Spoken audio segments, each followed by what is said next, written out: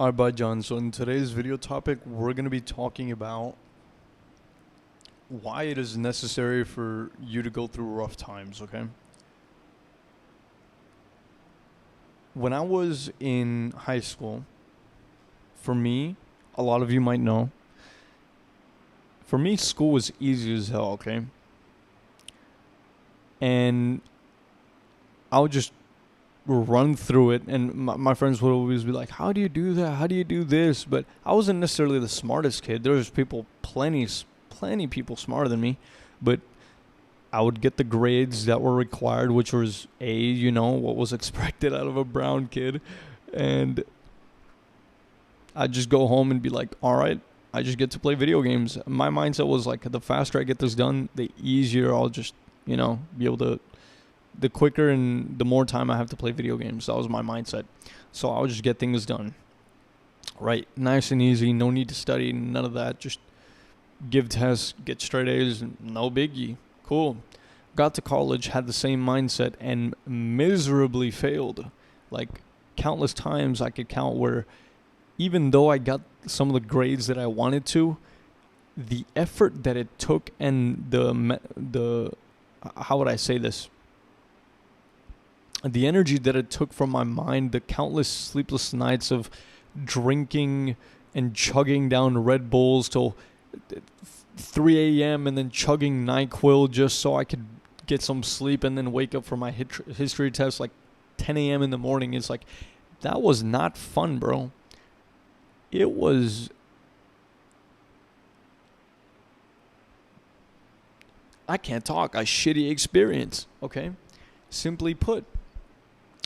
Now, I went through that with some people, which made it better, but at the end of the day, it was still not something that, I would see as a positive thing, because my mental health was the worst it ever been. I'd spend hours in the shower just chilling, playing some songs on repeat and things like that, and I was just like, I just need my own space, like, I just need my own time. Things like that. Some of that was a byproduct of loneliness. Some of that was like, I was just struggling. Like, it got to a point where I would literally be shaking before my chemistry test at 11 a.m. in the morning on a Saturday, okay? On a Saturday. We had to take tests on a Saturday morning, bro.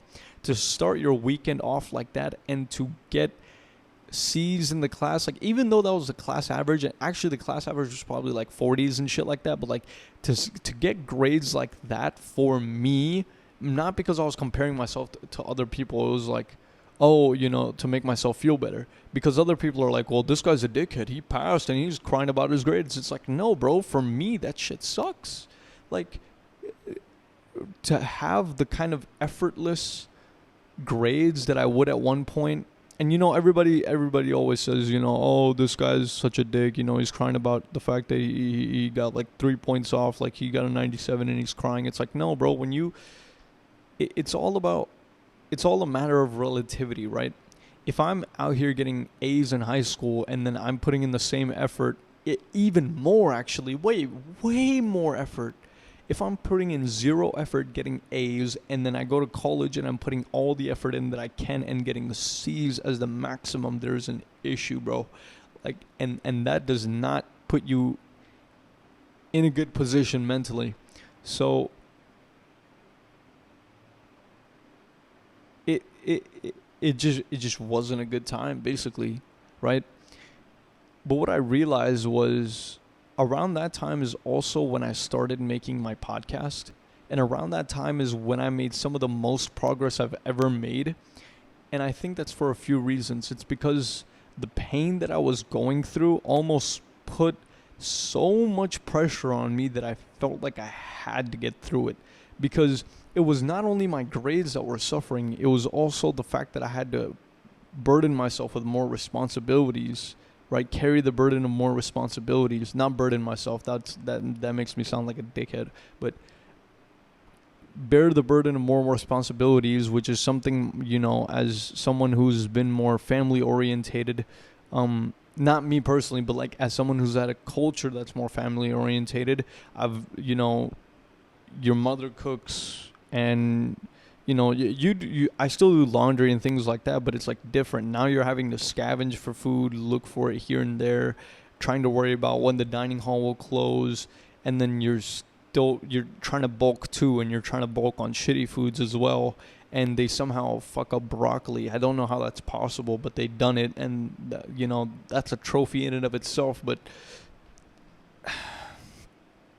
when you stack all of that, it's like you get pushed to your breaking point, but you also do things that you didn't think were possible, but they all get undermined because now you're put by all this pressure, so you don't even recognize all the work that you've put in, right? And that breaking point is very, very important, and everybody goes through that, I think, at different points, because some are naturally gifted and talented and won't experience that in college. Some might have experienced that already in high school, and so you're probably looking at me like, ha, went through that shit already, you're a little bit late to the party. But like, yeah, everybody has their different moments when they're literally put in so much pressure that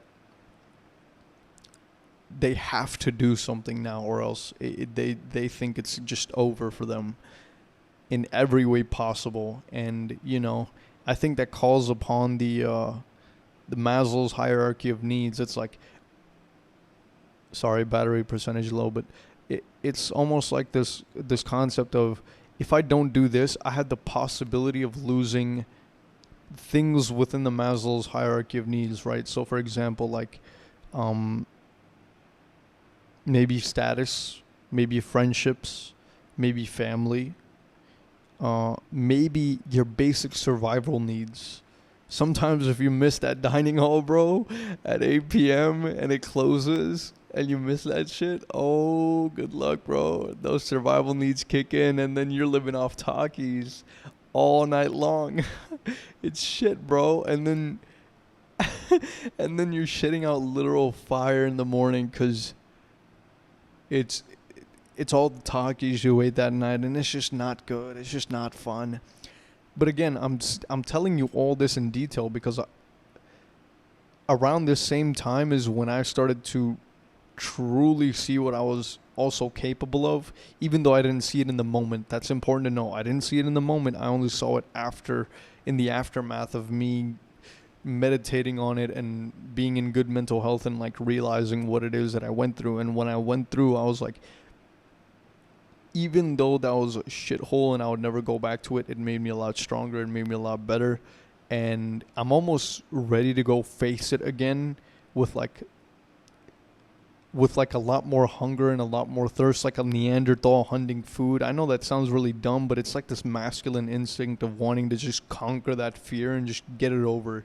Like, I want to kill this next semester that I'm about to go into in every way, right? So that's how it's also made me stronger, and it's also made me want to dare to challenge that what I feared. Here and there it still comes back to like hit me, and it's like, oh, you failed here, but I'm just like, all right, it is what it is. It already happened, so now I just gotta like perform this year, and I'll make sure I'm prepared as much as I can be.